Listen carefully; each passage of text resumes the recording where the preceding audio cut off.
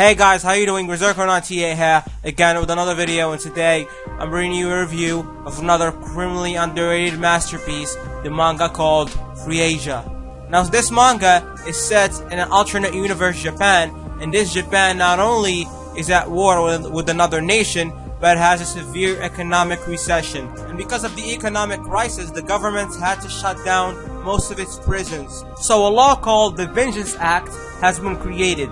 Now this law enables the individuals that have been hurt by other people to go to these vengeance agencies and hire assassins to kill the people that wronged them, instead of going to courts and suing them for them to go to prisons. Now just for me describing the setting, I'm sure that you can already imagine the various fucked up stuff that can happen in a world like this. And that's why this manga, in my opinion, is so amazing. The way it explores its themes: death, corruption, war, rape, murder, and it does it the classic seinen way, very gruesomely. This manga is very graphic and very sexually explicit. Like there's a rape scene every other chapter, which again is a good thing, because it just goes to show you how fucked up and horrible this world is. And of course, the best way to explore any theme in any work of fiction is to show it, not tell it, which this manga excels in. Now moving to the characters, here's the thing that you need to know about the characters. They're all fucked up. They are all crazy.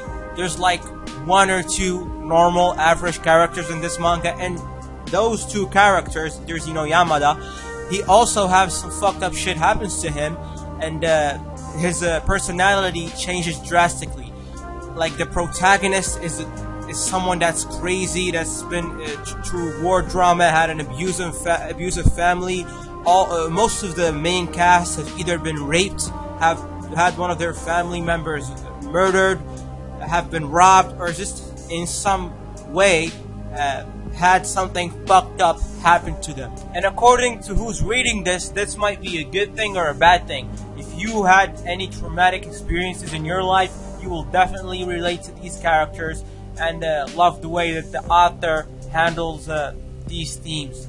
If you had a normal average life, you might not completely relate to the characters. You might just think that they're all fucking crazy, but even still, the themes are so well handled that you'll still enjoy it anyway. Now the story is divided into arcs, and each arc deals with a certain enforcement. A certain somebody did something bad, so the agency moves on to kill that person. Every single case is interesting. All of them, they explain the background of the person that's going to be killed. They make you care about his story, even though some of the guys that have the Vengeance Act acted upon them, they are really assholes. They really do deserve to be killed.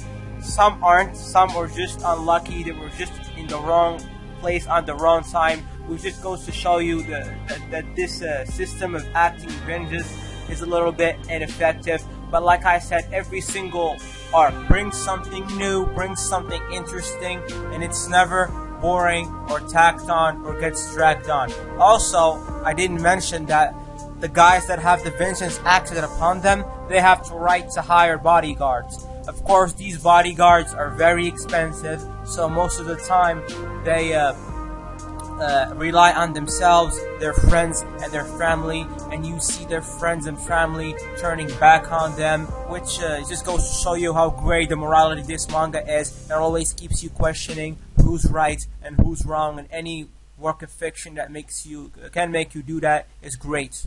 Moving back to the characters, like I said, we have Kano, the protagonist, one of the craziest motherfuckers you will ever find in a manga. He's like legit crazy, like real world crazy, not like, oh, I like to kill people and rape, ha ha ha, look at me, I'm so evil. He is legit crazy, but the crazy thing is, he still has character development, he still develops, and it's very interesting seeing him go through all that development throughout the series. Then we have Higuchi.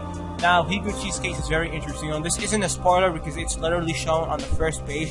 Higuchi gets raped, and Kano happens to be there but doesn't do anything about it. So Higuchi builds this grudge against Kano, That's why she hires him to the Enforcement Act. She has a grand plan, which is very interesting to see unfold. Again, a very interesting character. It's very rare to see female characters like that in this manga. Now, even though this manga can seem very misogynistic, the female characters are very badass. There's also this female bodyguard, which is kind of a tomboy. She's also very badass. Then we have Mizoguchi. Now, Mizoguchi is a terrible character. He's one of the few things that are negative. He's just an asshole. He's just a one-dimensional asshole. His actions are never explained. He's just an asshole, an unlikable asshole. He just keeps hitting people, killing them, raping them, not giving a fuck about anything just because. And of course, that's never bad. A character needs to be three-dimensional for it to be liked or appreciated. But other than that, we also have Yamada, as I mentioned before. He's the average man. He joins the agency, hoping to do everything by the book, by the rules. But as he goes on, he gets more and more corrupted until he's gonna end up doing some really messed up stuff. So there's some character development there also. It's very interesting to see him develop like that. Now, as I'm sure you saw from the images that I have showing on the screen, the art style is very different from your usual manga. It's not bad.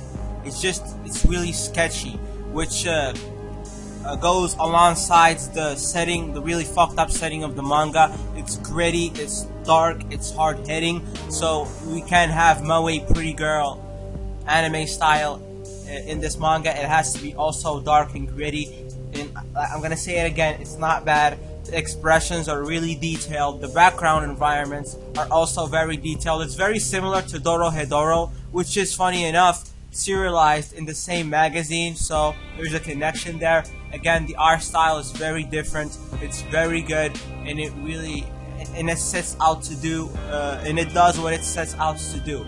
And in my opinion, the art style is great. So in the end, I think this is an amazing manga. It's really overlooked. It's overlooked even in the hipster manga community. It's ridiculous. The premise is very interesting. The way it handles its themes is amazing. The characters are very interesting, and it's definitely a worthwhile read, and I highly, highly, highly recommend it. So yeah, that's it. That's the review. Like the video if you did, and subscribe for more videos.